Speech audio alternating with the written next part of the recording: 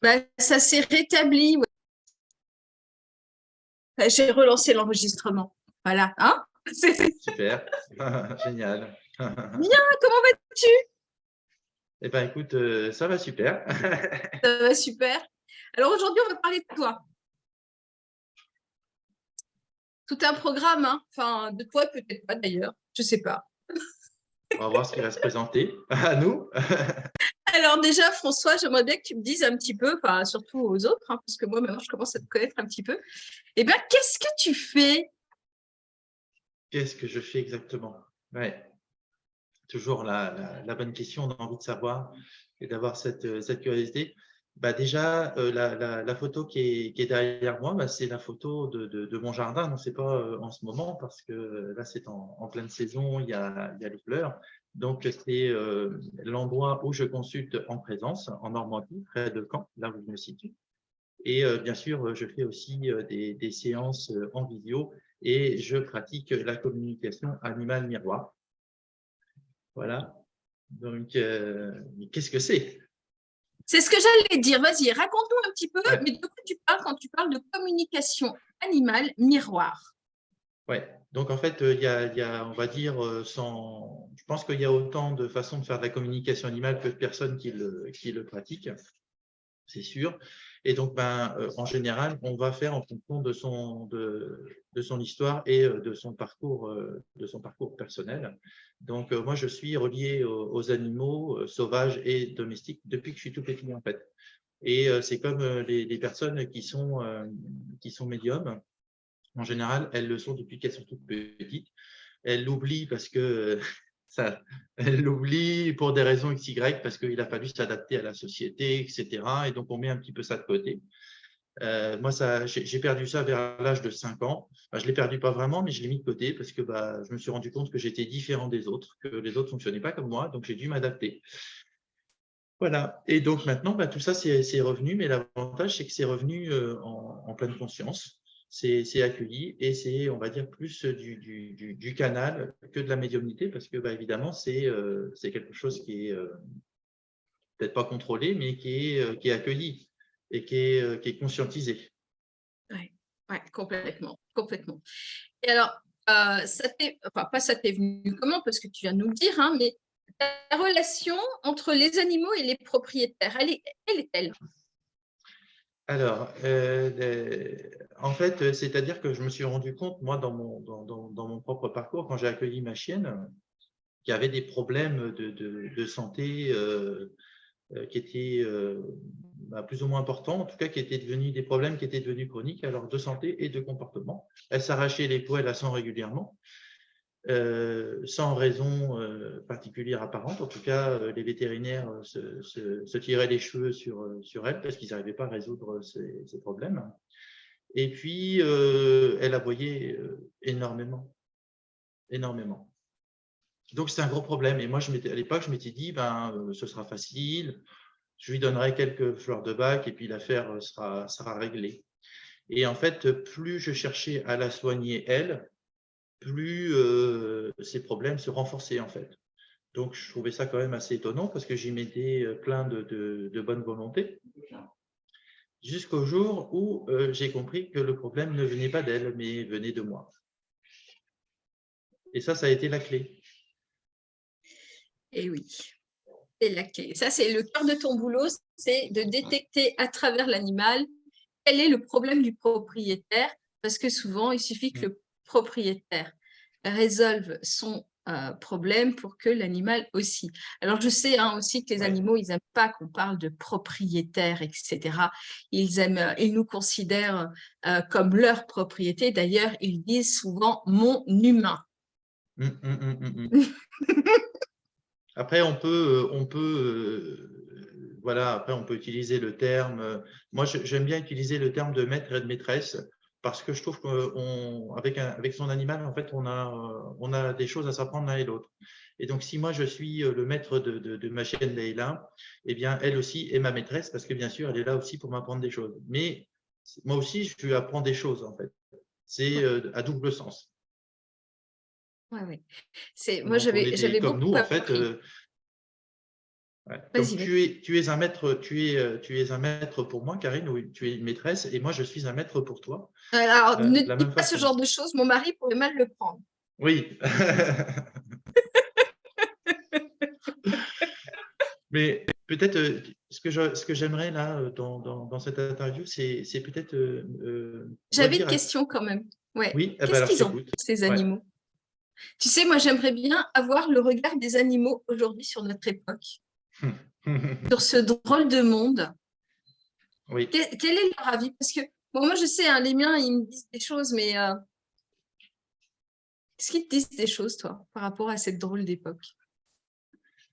Oui, eh ben, super question. Parce que en fait, souvent les animaux, eux, enfin, quand je communique avec eux, bien sûr, ils voient nos failles et nos défauts, mais ils voient surtout notre beauté, ils voient surtout la beauté du monde en fait. Et moi, je suis quelqu'un d'hypersensible, et d'ailleurs, je m'adresse à des personnes qui sont hypersensibles et qui sont heurtées par la souffrance qu'on peut faire aux animaux. Et ça, c'est, on va dire, entre guillemets, peut-être nos mauvais côtés, si on peut les nommer de cette façon. Hmm. Et en même temps, eux, ils sont là aussi pour nous aider à nous mettre en lumière, à voir notre beauté. Et qu'en fait, enfin moi, les animaux, ils me montrent qu'il y a plus de beauté que de mauvaises choses dans le monde. En fait. Et ils ont envie, même si à la limite, ce n'était pas le cas réellement, en tout cas, ils ont envie qu'on mette, même s'il y a un tout petit peu de beau, qu'on le mette hyper en valeur. Quoi. Tu vois. Oui, ils sont beaucoup plus lucides que nous. Nous, on a tendance à se focaliser sur ce qui ne va pas. Et eux, pour eux, de toute façon, ça passe, quoi. Ça passe. C'est pas un problème, en fait. Ouais, c'est comme ça. Et ils Ouais. sont dans cette acceptation qu'on devrait tous avoir, finalement, les animaux. C'est ça. Et en fait, ils sont dans l'instant présent. Alors, nous, on rêve d'être tout le temps dans l'instant présent. On y est de plus en plus quand on chemine. Mais eux, ils y sont tout le temps, en fait. Donc, du coup, moi, j'apprends beaucoup de ça aussi. Et c'est quelque chose c'est quelque chose de riche. Et les animaux, ce qui est extraordinaire, c'est que j'ai découvert, en fait, qu'ils connaissent tout de nous. Ils connaissent notre passé, ils connaissent ce qu'on est à l'heure d'aujourd'hui. Ils vont peut-être pas forcément connaître notre futur, mais ils connaissent notre mission d'âme, notre mission de vie. Et donc, souvent, parfois, ils peuvent nous donner aussi des orientations. Ouais, ouais. Cette télépathie, à ton avis, alors, c'est effectivement, ça se travaille, etc. Toi, c'est depuis longtemps, mais aujourd'hui, pullule sur la toile et partout des formations. Communiquer avec votre animal. Tu en penses quoi? Eh bien, j'en pense pas grand-chose, en fait. Et puis, je ne suis pas là pour dire telle formation est la bonne ou etc. Moi, comment je me sens par rapport à ça? Je sais pas comment former, je sais pas comment former les gens à ma méthode, en fait, parce que j'ai la sensation que les gens à qui je m'adresse, ils savent déjà le faire et que c'est pas mon job, moi, d'apprendre aux gens à communiquer, parce que les gens que je touche, ils savent déjà le faire. Et c'est pas ça leur souci. Ah oui, c'est pas parce qu'ils savent faire que du coup, ils ont résolu leurs problèmes. C'est ça qui est intéressant, en fait. C'est ça, c'est-à-dire qu'en fait, on a des gens dans le domaine animal. Bon, il y a les communicants animaliers, il y a les comportementalistes quand il s'agit des chiens, il y a tous ceux qui travaillent dans les milieux équestres, les vétérinaires, etc. Ils ont tout le monde a son domaine de compétences, mais quand l'animal il tombe malade ou il a un problème de comportement et que ça devient chronique et qu'on n'arrive plus à le soigner, on a beau être compétent dans son domaine, eh ben, t'es marron. Parce que Oui. l'animal, il veut te communiquer un truc plus profond, il veut que tu ailles au plus profond de toi, et ce n'est pas en lien avec tes compétences. D'ailleurs, maintenant, tu vois, là, dernièrement, ma chienne m'a refait un épisode où elle s'est arraché les poils du dos à nouveau. Ça faisait plus d'un an que ça ne s'était pas produit. Alors, quand je l'ai récupéré, c'était 3 épisodes d'arrachage par mois, tu vois. Hmm. Mais j'ai remercié immédiatement ma chienne quand c'est arrivé parce que je me suis dit: «Merci pour ton message. Je ne le connais pas encore, mais merci». Et après, effectivement, on trouve Et l'animal, il ment pas, donc il peut aller mieux si on comprend le message. Mais si je n'avais pas fait ce travail d'aller sur moi-même, je pense que ma chienne, elle serait déjà morte. Hmm. D'ailleurs, j'ai des gens aussi qui m'appellent pour des culpabilités par rapport à des animaux qui sont décédés, parce qu'ils n'ont pas pu les sauver. Et ils s'en veulent. Mais en fait, on peut toujours communiquer avec des animaux défunts. Parce que les chats, par exemple, quand tu communiques avec un chat mort, c'est pour ça que quand un chat est perdu et qu'un communicant animalier il va le contacter, le chat, il peut lui répondre qu'il est vivant et en fait, il est mort ou inversement. Parce que déjà, les chats, ils ont de l'humour, si on les Oui. prend comme exemple, et ils peuvent nous berner, ils peuvent nous berner facilement. Et en plus, quand un chat, tu lui dis qu'il est mort, il te dit, mais moi, je ne suis pas mort, je suis vivant. Parce que pour lui, son physique, son matériel, c'est tout petit. C'est micro par rapport à tout ce qu'il est dans sa globalité multidimensionnelle. Ouais. Et puis, ils ont une notion de ce qui est après, en fait. Et donc, ils se considèrent comme vivants puisqu'ils sont capables de répondre, c'est qu'ils sont vivants. Bien sûr, ils sont vivants. Et en fait, on voit, je vois avec les personnes que j'accompagne qu'on a très peur de la mort et que c'est encore vachement tabou dans nos vies, la mort. Et que hyper tabou, la peur de mourir. Ça, c'est très occidental. Hein. C'est très, très occidental. Il y a plein de cultures dans lesquelles la mort n'est pas un problème. De toute façon, ça fait partie de la vie. Ce n'est qu'un passage. Pour beaucoup, beaucoup de civilisations, de dogmes même religieux, hein, c'est un passage. C'est un passage. Il y a autre chose après et on ferait mieux de se focaliser sur notre instant présent sans vraiment se focaliser sur mais qu'est-ce qu'il peut y avoir après, pourquoi j'ai peur, etc. C'est pas utile. Mais heureusement, nous avons les animaux pour nous rappeler que l'instant présent, c'est extrêmement important. Hein. Je vois, là, j'en ai deux là qui jouent. Et puis, tu les connais, hein, tu sais bien qu'au bout d'un moment, Mystique, il vient me voir, il s'installe royalement sur l'ordinateur. Et puis, j'ai mon petit assistant. Alors, moi, Mystique et Sacha, ils n'ont pas du tout les mêmes comportements. Voilà. J'ai Mystique qui se dit un grand sage, grand maître érudit, etc. Ok, très bien. Et puis, j'ai Sacha qui est prépubère, quoi, tu vois, il minaude encore, il fait ses bêtises. Et néanmoins, il s'est trouvé une grande utilité comme amplificateur. C'est marrant parce que sur certaines consultations que je peux avoir avec mes clients, hein, eh bien, Sacha va intervenir. Il va venir bizarrement, très bizarrement, pour dire des choses. Bon, d'accord. Ou pour amplifier un message. Pour, quand il sent que moi, mes connexions sont un petit peu faiblardes, il va venir et aussitôt, pof. Bref, ils ont des comportements particuliers, ces petites bêtes-là. Mais alors, moi, je ne suis pas très chien, j'en ai eu quand j'étais petite, certes, mais je n'ai jamais eu de vraie connexion avec des chiens. Donc, je ne sais pas comment se comporte un chien, je ne sais pas comment doit se comporter un chien. Toujours est-il que je ne sais pas comment se comporte la majorité des chats. Hein. Je ne sais que comment se comportent mes chats à moi. C'est déjà pas mal. C'est en fait ce qu'on appelle des animaux thérapeutes. Et ouais. On va avoir on parle beaucoup de l'équi-coaching, on parle beaucoup des chevaux thérapeutes, mais en fait, nos animaux domestiques, nos chiens, nos chats sont aussi des thérapeutes extraordinaires. Et quand on a des animaux à la maison, en fait, ce sont plus que des animaux, ce sont des esprits avec une intelligence extraordinaire qu'on mesure pas.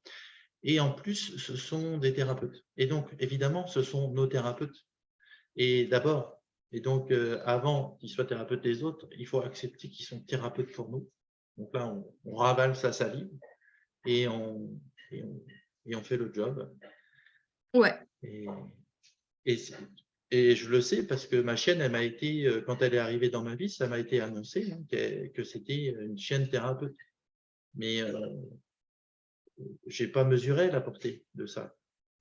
J'avais déjà la conscience que c'était ça, j'avais déjà capté le message. Ouais. Ouais. Alors, pas moi. Moi, les chats, c'est jamais moi qui choisis, en fait. Hein. Normalement, c'est toujours ma fille qui choisit les chats, sauf les 2 derniers. Les 2 derniers, le premier, elle l'a trouvé, et puis le deuxième, ça s'est présenté comme ça. On est allé manger chez une amie, et elle avait des petits chats. Elle nous a dit, oh, vous en voulez pas un, parce que je ne sais pas à qui je vais les donner. Donc, on en a pris un. Bref. Mais sinon, au-delà de ça, oui, Et encore, est-ce que c'est réellement moi qui ai choisi sa chat? J'en sais rien, en fait. Parce que finalement, lui, il avait l'air d'être d'accord. Mais pas forcément son petit frère ou sa petite sœur. Ils n'avaient pas l'air d'accord. Alors que lui, bah, finalement, il avait l'air plutôt content. Tu vois? Je me dis, quand je repense à cette rencontre que ma fille a eue avec son chat, qui aujourd'hui est relativement âgé, on ne saura jamais vraiment, mais elle est très âgée, eh bien, c'est la même chose. C'est Frimousse, finalement, qui l'a choisi. Parce que c'était un chat qui est complètement prostré, elle voulait voir personne, etc. Et elle a dit OK à Mégane. Et elle a accepté cette relation. Donc, je crois qu'il faut aussi, je ne sais pas ce que tu en penses, mais leur laisser la latitude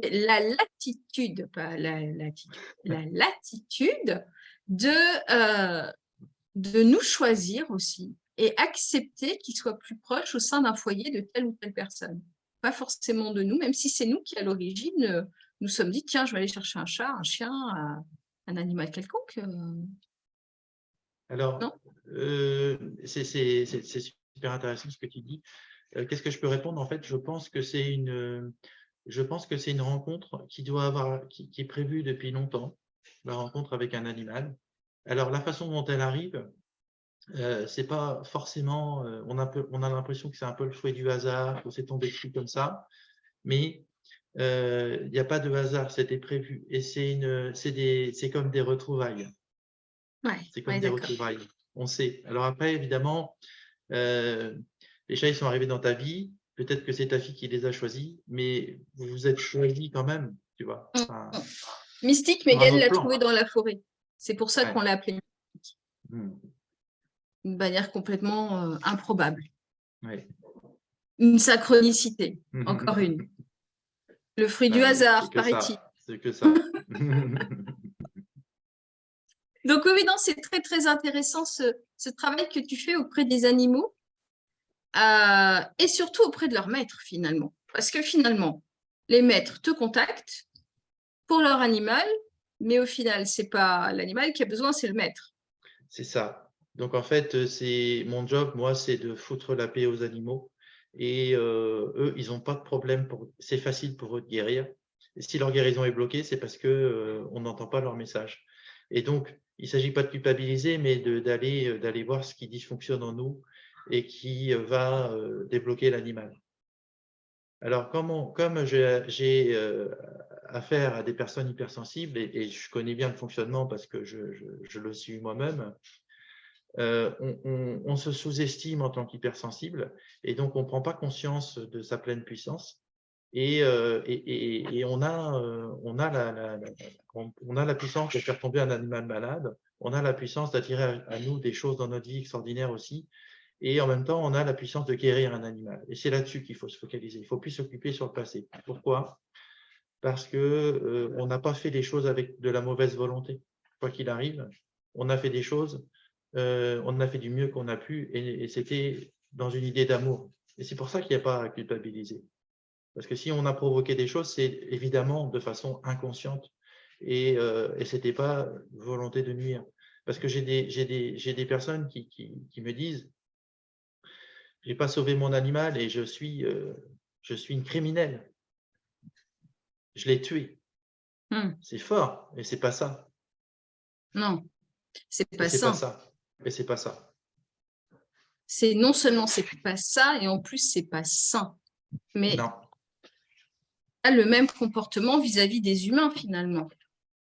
Alors oui, on va dire non mais les médecins l'ont pas sauvé, etc., etc. Mais quelque part, il y a une forme de culpabilité aussi en ce qui nous concerne, peu importe l'être vivant auquel on… Oui. C'est ça, en fait, hein, ce n'est qu'un reflet. Il n'y a pas On aurait de… voulu sauver la personne, on aurait voulu sauver l'animal à tout prix. Et en même temps, il y a aussi, on va retrouver aussi, enfin moi j'ai beaucoup travaillé avec ma chienne sur l'histoire du manque affectif. Et ça, c'est quelque chose aussi, où comment on est dépendant affectivement. Alors, je dis trop parce qu'on peut pas ne pas être dépendant affectif, parce que je pense que ça fait partie de notre humanité, mais on l'est beaucoup trop. Et quand un animal meurt, une partie du deuil, c'est de ne pas supporter la non-présence de l'animal. Et j'ai des personnes aussi qui s'en veulent d'en vouloir à leur animal d'être mort. Tu vois un peu Ah oui, ouais. ah oui, c'est particulier quand même. C'est pas simple le deuil animalier. Et aussi des personnes qui n'osent pas le dire à leurs proches parce que elles se sentent pas légitimes d'avoir de la tristesse quand elles ont perdu un animal. Elles ont peur Ouais, d'être jugées. Ouais. ouais. C'est ouais. Vas-y, vas-y. Ça nous renvoie à des choses très intimes qui sont qui nous amènent à assumer notre différence face au monde. C'est clair. Mais bon, on vit ça, encore une fois, peu importe l'être vivant, on le vit avec tous. C'est vrai qu'on a parfois ce truc, mais pourquoi tu m'as laissé? C'est étrange quand même, hein, alors que l'autre personne ne nous a pas laissé, elle est présente si on le souhaite. Oui, c'est évident. Mais une personne hypersensible va ressentir des choses, des bébés, qui sont hors normes et qui sont difficilement compréhensibles pour les autres. Et un hypersensible, il faut qu'il l'accepte ça. C'est-à-dire que il peut, une personne peut se sentir abandonnée par sa mère parce qu'elle a été laissée 5 minutes dans un landau, juste dans une pièce. Et ça ne fait pas de laisser un enfant 5 minutes dans une pièce. Comment on peut imaginer qu'il va y avoir la blessure d'abandon? C'est juste pas possible. Ah bah si. Et donc, mais si, mais on est d'accord. Mais pour le Il faut parent, l'expliquer en fait. il Il faut faut toujours l'expliquer. Ouais, il faut l'expliquer. ouais. Et en même temps, l'hypersensible, il a à reconnaître qu'il a été victime. Et moi, je lui précise, il s'est senti victime. Et ça change tout. Parce qu'il arrête d'être victime par sa mère, et en même temps, il reconnaît quand même qu'il s'est senti victime à un moment donné. C'est des positionnements. Et on en vient à… Les animaux nous aident à trouver notre place, notre vraie place. Et donc, ils nous aident à la place. Eh bien, il faut commencer par la prendre dans sa famille, dans sa vraie famille, dans sa famille ADN, hein, parce qu'on peut trouver d'autres familles raides, etc., plein de familles sympas, on oublie. Mais d'abord, la base, c'est de trouver sa bonne place. Pour trouver sa bonne place dans sa vie, c'est d'abord trouver sa place dans son système familial. Ah ouais, mais c'est exactement ça. C'est pas La un petit job. communication, c'est Ouais, la clé. ouais. Peu importe l'état, la communication est la clé. Ouais. Pour tout d'ailleurs finalement. Donc l'avantage, c'est qu'un animal, c'est un bon médiateur parce qu'il il me transmet des informations qui me permettent d'expliquer à la personne les mécanismes et les fonctionnements. Et mon objectif, parce que j'ai quand même, j'ai quand même des trucs derrière, des objectifs, c'est d'emmener la personne à comprendre qu'elle peut devenir un bon père et une bonne mère pour elle-même. C'est ça, c'est ça. On oublie souvent aussi qu'on a ce rôle, voilà. Alors, pour certains, c'est très ancré, hein, on le dit clairement, viens voir maman, va voir papa, pas de problème. Alors, ça va d'autant plus facilement quand on a des enfants. Enfin, pour Mystique, c'était clair que je n'avais qu'un nom, c'était maman, puisque Mégane m'appelait maman. Enfin, ou Matou, mais voilà. Mais donc lui, il ne me connaît pas autrement. Mais par contre, après, effectivement, c'est pas le rôle qu'il m'a attribué. Il ne me considère pas comme sa maman, contrairement à Sacha. Pour Mystique, je suis son égal et on discute d'égal à égal. On est sur des rapports similaires. C'est OK, c'est OK, c'est OK. Pas de souci. Mais après, il n'y a pas de, y a pas de souci à dire, moi aussi, ça m'arrive de dire avec ma chienne, viens voir papa, etc. C'est OK. Parce que derrière, il n'y a pas l'idée parce qu'au fond, je ne considère pas mon animal comme mon enfant. C'est un dialogue qui coule. Mais parfois, les personnes vont prendre l'animal vraiment comme si c'était leur enfant, tu vois, comme si c'était un humain. Là, c'est problématique et c'est ça qu'il faut aller vérifier derrière. Parce que quand on traite l'animal comme un être humain, on projette sur lui des choses qui ne sont pas forcément justes pour lui. Pour lui, effectivement, ça ne peut pas être juste pour lui, on est bien d'accord. Hein. C'est top. Et ça crée du dysfonctionnement chez l'animal. On est d'accord. On est d'accord. On fait comment pour te joindre, François? Eh bien, on peut me retrouver, donc déjà, pour les personnes qui me regardent, je pense que sur Facebook, ça doit s'afficher pareil. On a mon nom, mon prénom et mon numéro de téléphone qui sont affichés à l'écran. Et puis, on me retrouve sur mon Facebook, l'harmonie animal-humain. Et puis voilà, je mettrai tout à l'heure en commentaire le lien pour les personnes qui veulent me retrouver. Donc, le mieux, c'est de devenir ami avec moi sur Facebook. Et puis après, on me contacte. Et voilà, je donne le lien de mon agenda Calendly. On peut réserver 30 minutes pour faire le point ensemble. Et ça permet de se connaître, c'est 30 minutes offertes. Et puis après, on voit ce qu'on peut faire pour la suite. Complètement. N'hésitez pas, hein, quand un thérapeute, quel qu'il soit, vous propose 30 minutes, c'est pas pour vous vendre un truc nécessairement. C'est nous aussi, on se réserve le droit de vous dire non. Mais complètement. Parce que c'est vrai, c'est tout à fait juste ce que tu dis, Karine. Parce qu'en fait, il faut qu'il y ait un lien, il faut qu'il y ait vraiment… on est des gens de cœur. Ça ne veut pas dire qu'on est tout parfait tout le temps, mais on est des gens de cœur. Et donc, on peut pas accompagner quelqu'un si on n'a pas envie d'être des faux prophètes. Et non. Ce n'est pas notre job. C'est pas notre job. J'espère que vous entendez bien ce qu'on vous dit quand même. Hein. C'est nous aussi, on se réserve le droit de vous dire non si on sent que nous ne sommes pas la personne qu'il vous faut. Quoi. Et ça, c'est important. Donc, n'hésitez jamais avec ces 30 minutes. Ça va pas, ouais, mais je vais prendre son temps. Non, non, non. Il n'y a pas de souci. Aucun problème. Les Calendly sont faits pour ça. Il y a d'autres systèmes. Hein, mais bon, il se trouve que moi, j'ai un Calendly aussi, François aussi. La majorité des thérapeutes que je connais aujourd'hui ont des Calendly. N'hésitez pas. Si on vous propose 30 minutes, certains vont jusqu'à 45, voire 1 heure, ils font ce qu'ils veulent. Mais 30 minutes aujourd'hui, ça suffit pour savoir si oui ou non, on peut travailler de manière efficace ensemble. C'est pas, voilà, si je pense que moi, c'est pas pour toi, hein, mais moi, quand je pense que je ne vais pas travailler de manière efficace avec quelqu'un, eh ben, j'ose dire non, je pense que je ne suis pas la bonne personne. Oui, complètement. Je suis complètement d'accord. Et, Sinon, et moi, et du coup, moi, souvent, quand c'est comme ça, je réoriente vers la personne ça, moi aussi. qui me semble être la plus adaptée. Ou je réoriente pas, je propose. Et après, la personne voit si c'est juste ou pas pour elle. Voilà. Donc, paf, paf, vous irez voir François sur sa chaîne YouTube, parce qu'il en a une, sur son Facebook, sur LinkedIn aussi, si vous êtes des adeptes de LinkedIn et de Facebook. La vidéo est enregistrée, donc François va pouvoir la mettre à disposition sur tous les canaux qu'il souhaite. Voilà. On a fait le tour? Super. Merci, Karine.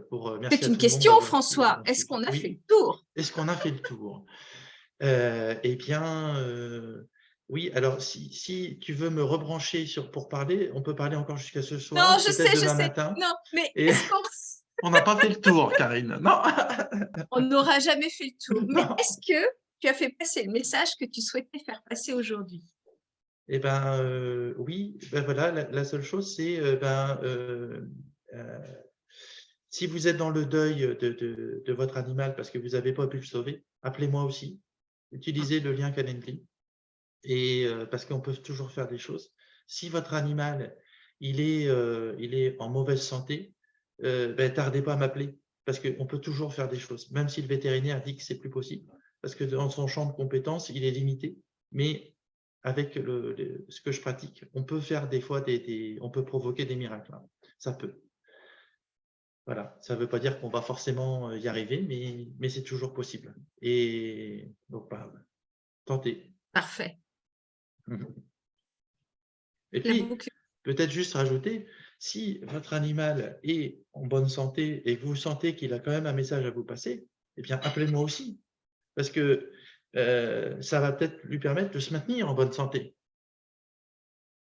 Et donc, voilà, faut y aller. Oui, oui, oui. Au moins aujourd'hui, je pense que même si votre animal va bien, essayez donc de savoir ce qu'il a à vous dire. Faites ça de temps en temps, une fois par an, sauf François ou avec quelqu'un d'autre, hein. Vous savez que j'ai déjà partagé d'autres vidéos, d'autres télépathes animaliers, il n'y a pas de souci. Mais allez-y, quoi. C'est important.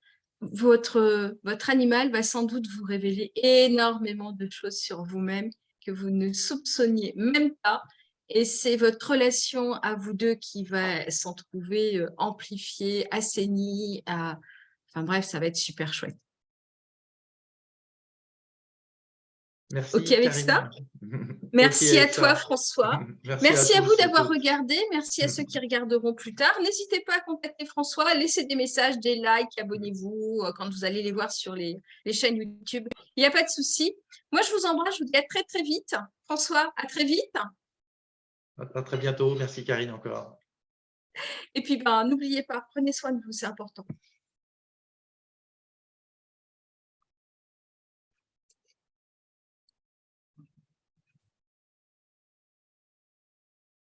Super.